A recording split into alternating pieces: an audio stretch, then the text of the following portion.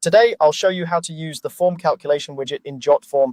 By the end of this walkthrough, you'll know exactly where to find it, how to add it to your form, and how to get ready to build simple or more advanced calculations like totals, fees, or scores.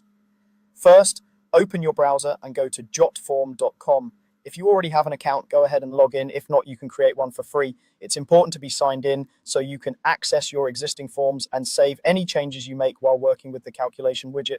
Once you're logged in, you'll land on your Jotform dashboard. On the left-hand side, you'll see a menu. Look for the option labeled All and click it. This All section is where Jotform lists all of your forms in one place. So it's the easiest starting point when you want to edit something you've already built.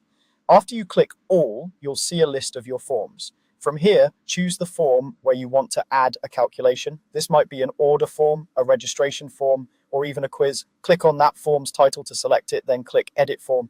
This opens the form builder where you can change fields, adjust layout, and add widgets like the form calculation tool.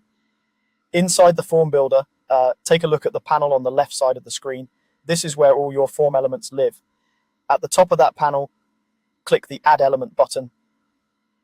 This is your gateway to everything you can drop onto the form, from basic fields like name and email to more advanced elements such as widgets and payment tools. When you click Add Element, you'll see different tabs or sections.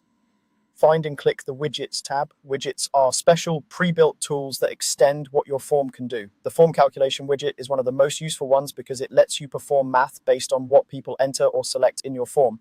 This is perfect for automatically adding prices, calculating totals, or generating scores without any manual work.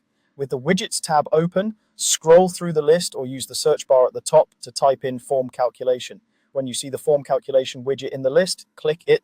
Jotform will add it directly to your form, usually at the bottom, and open its settings so you can configure it. At this point, the widget is in your form and ready to be customized. From here, you can define what it should calculate by choosing the fields to include and setting up your operations like addition, subtraction, multiplication, or division.